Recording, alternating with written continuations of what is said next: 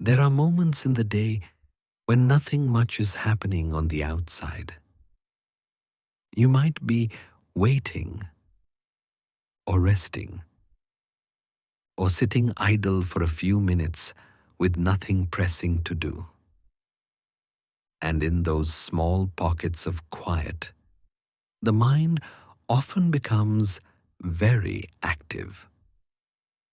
Almost automatically, it starts running little simulations, imagined conversations, possible futures, scenes that haven't happened yet, but might. You begin to think, if they say this, I'll respond like that. And if they don't agree, then I'll explain it this way. And if something goes wrong, here's what I'll do next. It can feel like you're rehearsing life before it arrives. You play your own role, then you play the role of the other person. Then you rewind the whole scene and run it again, just to see if it could go differently. Sometimes it feels harmless. Sometimes it feels tense. Sometimes the mind keeps branching into more and more what ifs until the simple moment of sitting quietly feels mentally crowded. And all of this happens not just at night, not only during stress, but simply whenever there is enough stillness for the mind to begin imagining. This video is about that part of the mind, the part that constantly runs scenarios, that practices conversations before they happen, that prepares for outcomes long before they arrive, not to criticize it, not to silence it, but to gently understand what it is trying to do and why it keeps doing it whenever life finally gives us a moment to pause. There is something important about the mind that often goes unnoticed. It doesn't just remember what has already happened. It also predicts what might happen next. So it creates small mental movies about the future. Some of these scenes are neutral, some are hopeful, and some feel heavy or worrying. But underneath all of them is the same intention. The mind wants to be ready. The future is open. Anything could happen. And not knowing exactly how things will unfold can feel uncomfortable. So the mind tries to fill in the blanks. It asks, what if this happens? Then it builds a scene around that question. Then it builds another scene. And another, each one slightly different. Each one an attempt to prepare. This way of thinking is very old. It once helped humans stay safe.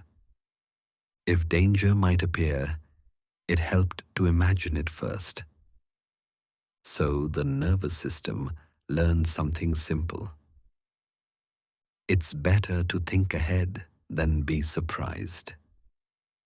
That basic rule still lives inside us. Only now the dangers look different.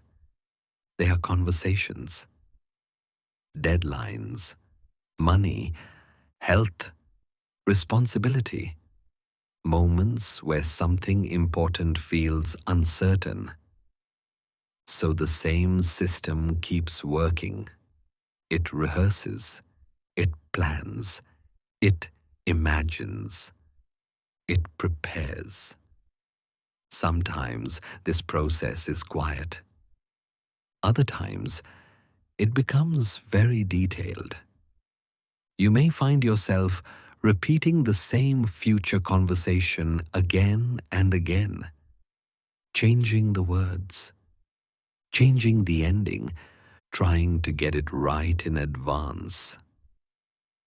On the surface, it looks like simple thinking, but underneath, it is the mind saying, if I prepare now, maybe it won't hurt later.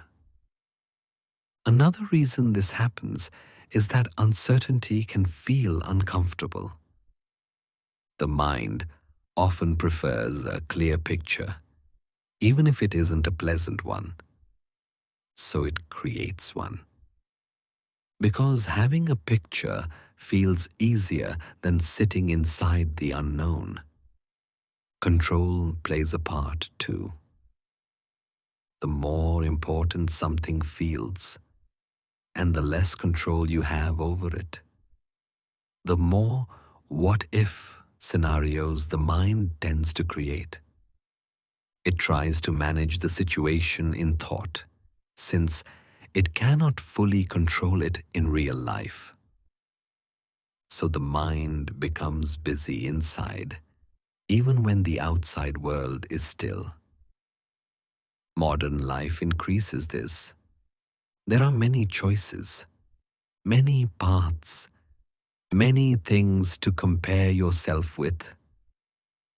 The mind gathers all of this, and each possibility becomes another what if. So instead of one future, you mentally live through many. Feelings also shape these thoughts. If something inside already feels uneasy or uncertain, the mind often creates futures that match that feeling. Not because they are guaranteed to happen, but because they fit the mood the body is already in. So the imagined future can sometimes feel heavier than the present moment really is. But none of this means your mind is broken. In fact, it means your mind is trying to protect you. It scans, it predicts, it prepares, it worries, because what you care about actually matters to you. It simply doesn't always know when to stop. So it keeps rehearsing and rehearsing until even quiet moments feel busy. People sometimes blame themselves for this. They think, why can't I just relax? But often, this isn't a flaw. It is sensitivity, awareness, a protection system that works a little too hard. That doesn't mean it always feels pleasant. It can be tiring. It can feel like your mind is always slightly ahead of the moment you're actually in. But seeing the pattern more clearly can soften the way you think about yourself. Instead of assuming something is wrong, you begin to see a mind that simply cares a lot about safety, stability, and connection. From the outside, this looks like overthinking. From the inside, it is preparation, practice, a quiet attempt to feel secure in a world that doesn't always give guarantees. And if this happens to you when you finally have a moment to pause, you can know, gently, that this is the mind doing what it has always done, looking ahead, trying to help, sometimes working a little harder than necessary. Nothing needs to be forced. Nothing needs to change right now. Understanding on its own is already enough, and the rest will settle in its own time.